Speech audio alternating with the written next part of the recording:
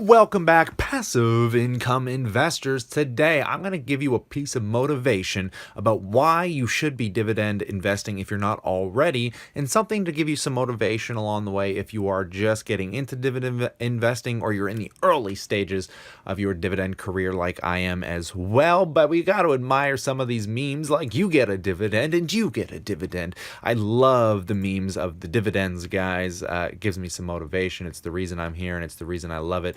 Like the good old Mr. Bean, the look on your face when they've increased your dividends. So let's jump right into this.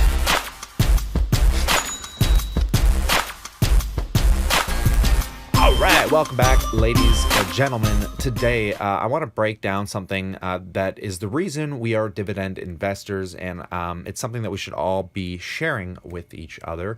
And it's something I actually haven't talked about yet, but we're only going to look at my one trading account. I do have two trading accounts. My other account, I've almost doubled, but I want to look at my newest account because it's my tax-free savings account that is currently worth $85,172 as of today. And these are the holdings you can see here.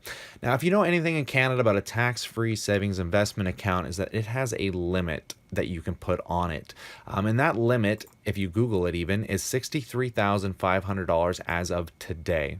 So you're going to notice that my overall amount sitting as of today is $85,000 is a lot more than what you're actually allowed to put in here, and that is because of capital gains over time. Between dividends and capital gains and trading a few stocks in and out over the last couple years, I've been able to grow this account in quite a sufficient manner. Here's the chart comparing my overall account to the rest of the indices, and you can see I have been blowing it out of the water. Considering this account's only been around for 2 years, as of July 2017, we are up currently 67.74% as of today. Now, I'm not showing you this to brag. I'm not showing this to be impressive. I just want to show you the reason you want to be dividend investing, and it has to do with the payout ratio. So here are my dividends and exactly what I'm getting paid out per stock. Now, it doesn't look that impressive. The actual overall rate of return on this, because I have a lot of my money in Apple and things like that, on the overall amount and the exact dollar amount, it's roughly about 4.5%-ish. 4.4% is my actual dividend yield on the overall money. But on the money that I contributed, just that $63,000 I am allowed in this account, just that amount alone, my dividend rate of return, so my yield on cost, is 5.45%. Now, if I sold some Apple off and maybe just leveraged down in it slightly because it makes up a large portion of my portfolio and invested into a REIT that paid 6%, that would probably bring up my yield on cost well over 6% alone. And this is the reason I think people need to understand how fast you can compound dividend growth. I don't want you to be fooled that I've only done dividend investing, because obviously Apple is more of a growth stock than a dividend stock, and same with Microsoft, but I'm holding them to get more growth so I can liquidate them down and buy more dividend stocks, because I mentioned in the past my overall goal is to get roughly a 6+% yield just dripping dividends alone, and that is totally achievable even by owning the huge amount of Apple that I do, and that's just from capital gains. So I'm sure you've understood the concept of compound interest. It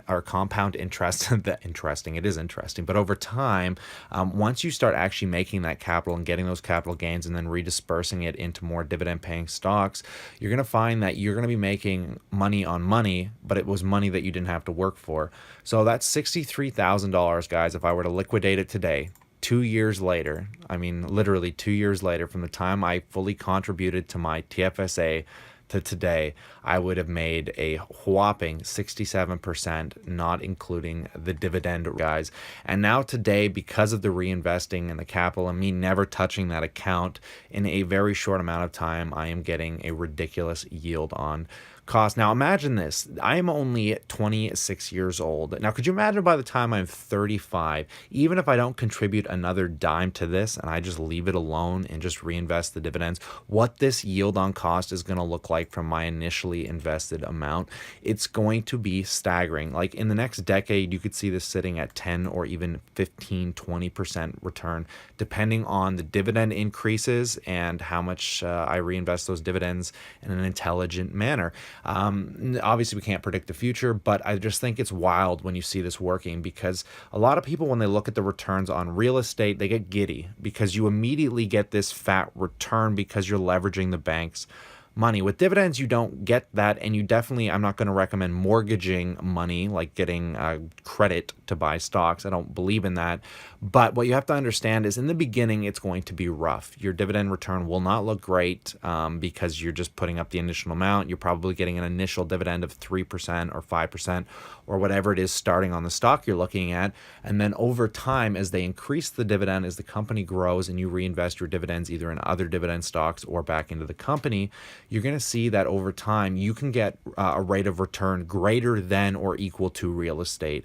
The problem is you just have to be a little more patient. It doesn't pay out as fast as real estate, but you also have to remember the amount of money you're mortgaging when you're getting into a real estate deal. And again, even though real estate cash flows, it's not as liquid as stocks either.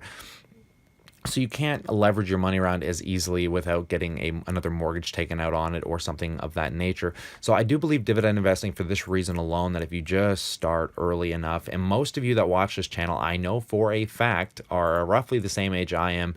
And I can't believe how awesome that is, because we're all on this journey together. And if you guys stick around for this channel, I'm going to show you over the next decade how I'm planning on retiring off, just to get to the point where most of my bills are covered. I don't expect all of my bills to be covered. I'm not going to retire, but if I could find a way to make 25 or 30,000 in passive income off an investment account, that would cover no matter what. If I'm homeless, at least I got a place to stay and food on the table with a basic $25,000, $30,000 a year income.